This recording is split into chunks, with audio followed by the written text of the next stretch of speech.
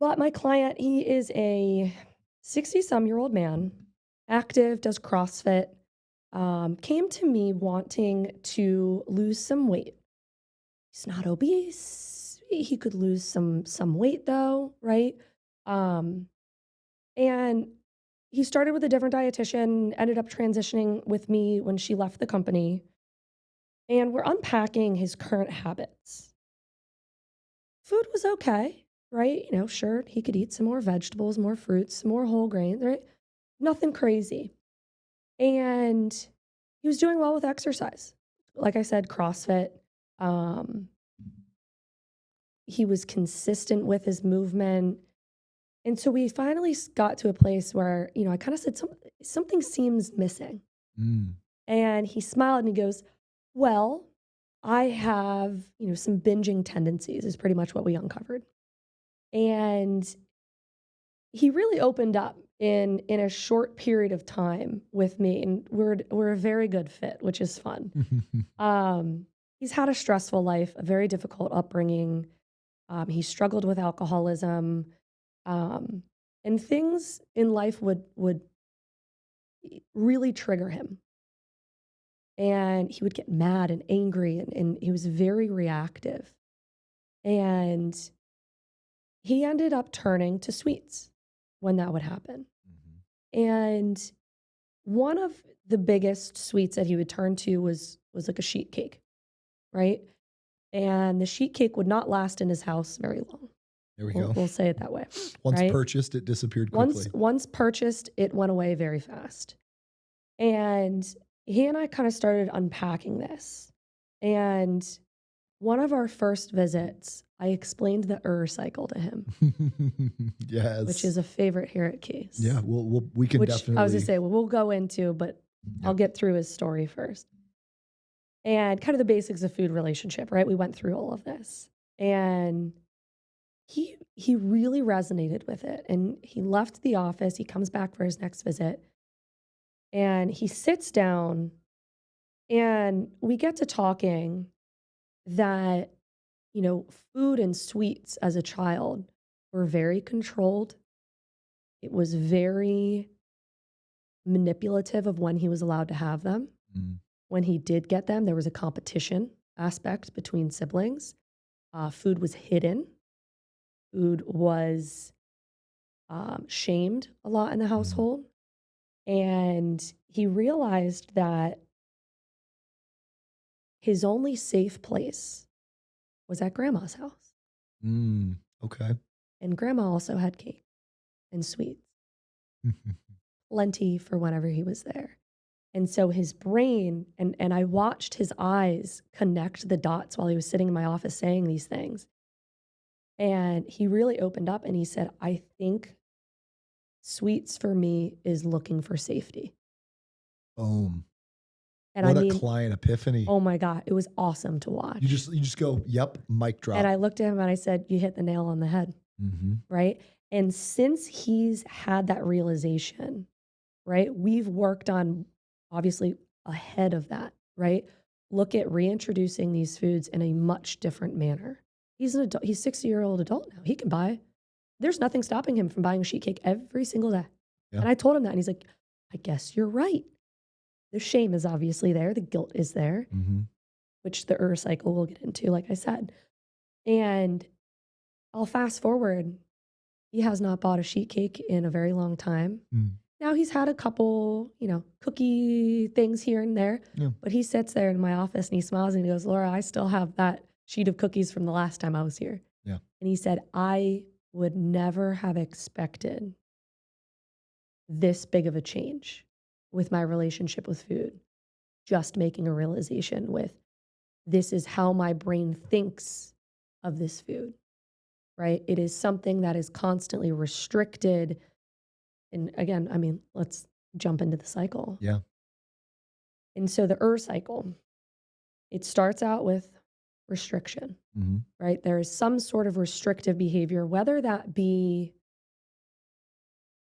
physical. It's not, I'm not allowed to have it in the house. Can't keep it near me. Can't Can't keep keep it them. near me. It is a mental restriction of, oh, I'm only allowed this, or societal restriction of, oh, that's bad for me. I shouldn't do that, right? Some sort of demand of willpower is the way I like to Yes, describe it. It's a decision that says, I must use willpower to stop eating these things, and subtextually saying, everybody that doesn't eat these things is using willpower, so I should too. exactly. Which leads to that next piece, which is resistance, Mhm. right? We have to resist the temptation. We have to draw on the willpower. We have to, oop, I'm going down the aisle where the candies are. My Yeah. blinders I come can't on. even go in there. I've got to go on the outsides only. You start making weird I rules. only order groceries online because I can't step into the grocery store. I can't be controlled, I leave the birthday party before they serve the cake. right? And just all these random life rules where you Mhm. walk on eggshells through your existence. And then comes the rebellion. Willpower is not, it ends at some point. Something happens, right? Yeah. Whether you get triggered when you eat, "Oh, I've been really good though, Mhm. right? Or I give up. I'm not seeing the progress I was supposed to. I'm supposed to Why bother? cut, let's use cake. I'm going to cut out cake. I should be losing weight. I'm not. Why bother? Mhm. Rebellion. That is your brain's get it while you can mentality. Mm. We overindulge. Yep. We clean up a sheet cake, right? To a place where, see, I knew I couldn't do it. See, I know I shouldn't buy these things.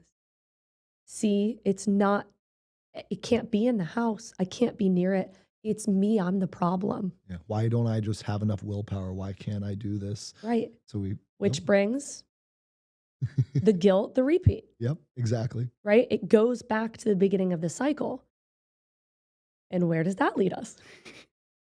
Over and Over over. and over Yep. and Restrict, over. resent, rebel, repeat. Restrict, resent, Exactly. rebel, regret, repeat. There was the Regret, word yes. regret. Thank you. I Yep. used guilt. Yeah, Yeah, right? but it's the R is the regret. Yes. And it brings that repetitive cycle over and over. And the only way to break said cycle is understanding that the first piece, the regret, the repeat, and the restrict, that's the weakest part of the cycle. That's where Mm. we have to break.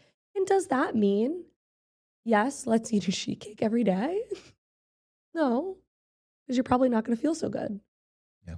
But it's changing the belief pattern and the guilt pattern associated with it. We bust that cycle. That person comes in, they don't want to use that food as a coping skill anymore.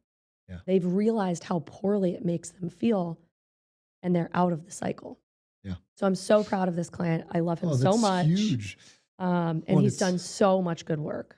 Oh, it's incredible. So thank you for sharing. And also, if he's listening, thank you for letting us, if you know who you are, thank you. You know who you are. Yeah. But what I will say is a lot of people binge and then have the audacity to blame the binge when it was actually the restriction that caused the binge. Exactly. And that's the miss. You have to work upstream. And that's where when they binge, they then go back to restriction because they think the restriction is the hero when it's actually the villain.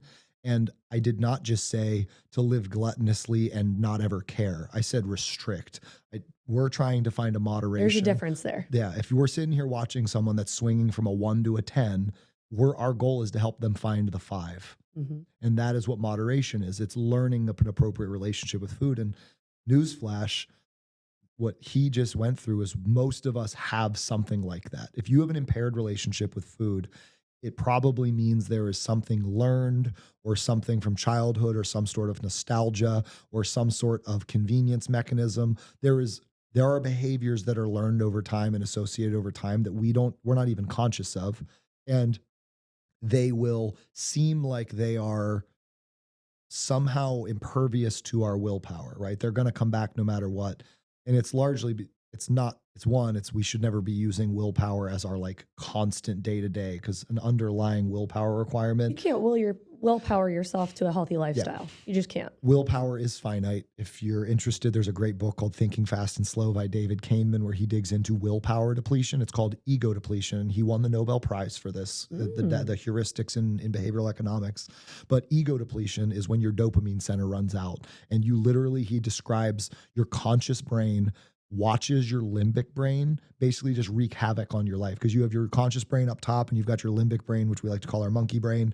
And when you run out of dopamine, your monkey brain just goes nuts. And so he actually describes in the book, he uses food as an example, and he goes, we can all relate to being just exhausted at the end of the week, and we're just stuffing our face with something, and there's the conscious part of our brain that's like pounding on the glass saying don't do it, and our subconscious can't hear him. Don't care. Yep, doesn't matter. Mhm. And that is called ego depletion. It is the inability to care for self, which, comment, we probably need to inspect why you're getting so dopamine depleted. Let's work upstream. So maybe talk about the dopamine Yeah. depletion, but also let's then understand where this coping came from. Because when you're ego depleted, your brain can go soothe somewhere, and you do get to pick where you soothe. And the comment is, I like to call what he was going through a +1 -1, or even a +1 -10, which is, in the moment it felt real good. The sheet cake binge feels good, Mhm. but then it feels awful afterwards. Not even because he should feel awful, but because you feel like crap when you pound that much sugar. Like, And you that just do. and that was one of my first questions. I was like, "How do you feel?" And he was like, pretty terrible." Awful. And so you don't need to add shame to that, because the consequence is physical. It doesn't need to be emotional as well. Mhm. Like, don't beat yourself up on top of also feeling swollen and inflamed and sick. Like, let's chalk it up to, like, yeah, lesson learned, but the secret is alternatives that are a +1 +1. And so people need to find the thing they can do in that moment that also feels good, but then rewards them for doing it. Mhm. And where we tend to miss when we give advice as we troubleshoot this, because it's always a troubleshooting with people, right? You find the alternative with them. We start with, like, oh, go take a walk. And it's like, remember, this person needs to be able to do this when they're in an ego depleted state, Mhm. which means a walk is not, it costs dopamine. You're not going to go exercise in this moment. It needs to be something that is so bare bones that it just makes you happy in that moment. But then the key, especially for someone that has one like him, where it was built in childhood, the first time that instead of eating the cake, he chooses to listen to music or read the book or lay in bed and watch the movie. For me, it was, I've talked about this on this podcast over the years. When I was doing my 100-hour work weeks and I was just burning it, it was laying in the love sack with two Rottweilers and a Netflix show. Mhm. And it was like, I'd lay on a heated massager. So I had like the positive of the massager. I had the snuggly dogs, and then I'd have the Netflix episode. So Combo dopamine spikes. so that was nice. It was +1 +1 +1. But then the other thing was, I would then go to bed, and then I had the +10 of not having raided the fridge. So And you're then able to sleep better quality. I Mhm. slept well, which means I woke up on a timely manner. And then I had an appetite in the morning, which meant I got to eat a real breakfast instead of feeling nauseous. And so my +1 -1 of a 16-hour day's evening snack converted to a snuggle with Rottweilers on a love sack. It didn't make a +1 -1. It made a +1 +100. And what ends up happening is your brain will always go to the better thing. And so you can replace sheet cake once you unlock that thing. But a lot of people give up on that, right? I would also say a lot of people don't have the ability to look for dopamine spiking actions in their day early enough. Mm, It's we wait to get to such a depleted state that the only thing we have left yes. is to doom scroll on our cell phone with, well, we leave medium screen during the day, our computer screen, Yep. to then rot our brains on little screen and big screen at the same time, Simultaneously. right? Yes. Perfectly said. And again, I have this conversation with clients all the time. Getting to a place at the end of the day where you are so drained that that is the only thing you can do is a problem. Yeah. And our society is so overworked, overstressed, addicted to screens, and then also lacking other coping skills that are away from a screen or food. Yeah. Absolutely. And that's a big problem. That's where predetermined alternatives. So you said it's almost, you can hear where it's, we definitely need to be addressing why we're so depleted and Right. drained.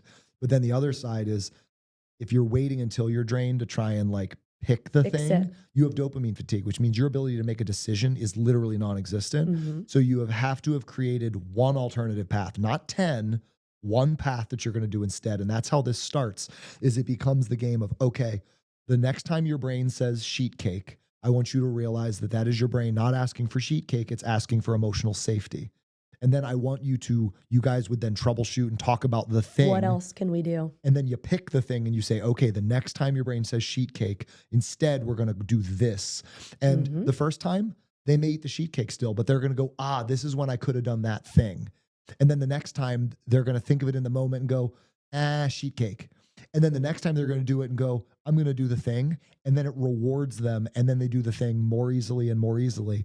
If it isn't more easily and more easily, it means it wasn't the right thing. So then you come back and you go, well, what's the alternative thing? We've got to pick the alternative. And that's where my Netflix back massager and Rottweilers was not my first take. I was gonna say it was probably a combo that you got there I got there. finally. It was Yeah. some iterations. It was noticing some tendencies, right? And so that's one of my favorite parts of us as troubleshooters is we get to be there for the person when they have these realizations, and then we get to troubleshoot our way through with them and help them get to the other side of it. And you have someone like this who had the willingness to step back and realize where this came from, which allowed him to translate what it was trying to do for him. And that's, I always tell people, give your bad habits some credit Mhm. because they're doing They're- something for you. And they're trying to solve a problem for Yes, you. that's right. That's exactly, they're trying to do something for you. They have unnecessary consequences. That don't make they're us not feel very great, good. Yeah. but they're the intention of like emotional soothing. Let's not like just decide that you need to somehow like not need emotional soothing. Like you're not a robot. Yeah. You're not looking to be emotionless. You're looking to better cope. And that means adopting and iterating better alternatives. And so it sounds like this guy had some big breakthroughs. And I guarantee every person listening has some subconscious childhood food related stuff that they're not Childhood or realizing. learned or something. Yeah. Yeah. It's, I mean, Various, we even call welcome it, to our society. yeah, call it even not even childhood, but just like younger you. Like, when you first moved out, how you coped it when you were in college, or when you lost your job in your mid 20s, how you cope, like whatever it is, we tend to find coping in some of our darkest moments. So if you're noticing a habit that you feel like is this subconscious, deeply rooted thing, might be worth going backwards and looking like, when did I start doing this? And if you're struggling to find it, think of through your seasons of lows throughout your life and see if you can find when it started. Because a season of low typically has coping needs. You're a human. That doesn't mean that'll stop, but it's to say that's usually when these start to show up because we weren't intentional about our coping. And now we get an opportunity to reprogram our coping with better options. And our brain will adapt. Like you can rewire those in a meaningful way Oh, yeah. once you become aware of them. I'll use my client again as an example. He doesn't even think of sweets as the first thing. Yeah. There's been a small handful, maybe 2, 3, that he's been like, yeah, I thought about it and I just kept driving. Yep. It's huge. And his brain, he just feels more free. And I applaud him for being so able to being vulnerable, I think is a big key to that. And to say that, yes, you open up and he's fine with me saying this as well as, I mean, he's been in therapy for years and years and years. And being open with those providers is very helpful for them to ask the questions and point out the things that they hear. Yeah. Yep. Yeah. You got to be willing He's to a excavate it. success. Oh, he killed it. And again, his story is so relevant to so many people because that's what we call the real work. And so when we talk about relationship with food and all of that stuff, like this is really what it's about. And you start to hear most people just try and play checkers in a game of chess. Like it's really complicated, emotional, and nuanced. And they're just like, king me, bitch. And it's like, that's not how it works. So every time your brain's like, no, I just need to have the willpower. It's like, I mean, I'm not going to say you never need discipline. That'd be a lie. Like, yeah, that's a piece of it, but like how you're using it, when you're using it, and why you're using it all matters. And if we step back, there's probably some things that you're spinning your wheels on that if we zoomed out and took a different perspective, instead of just like running into the wall over and over again, we might find out that there's a doorway 4 feet to the left. And so like, let's reconfigure this maze a little bit, right? And so that's where I think everyone can probably relate to some degree to what he's experiencing, but then more importantly, it's a chance to say, hey, if you're dealing with that, instead of relying on just like the rogue willpower and that stupid cycle where you're over and over again feeling not enough. Maybe it's time we help you shift your perspective and aim this differently so that you can overcome it in a way that isn't draining, which means it'll be sustainable and permanent. And now we're really rolling.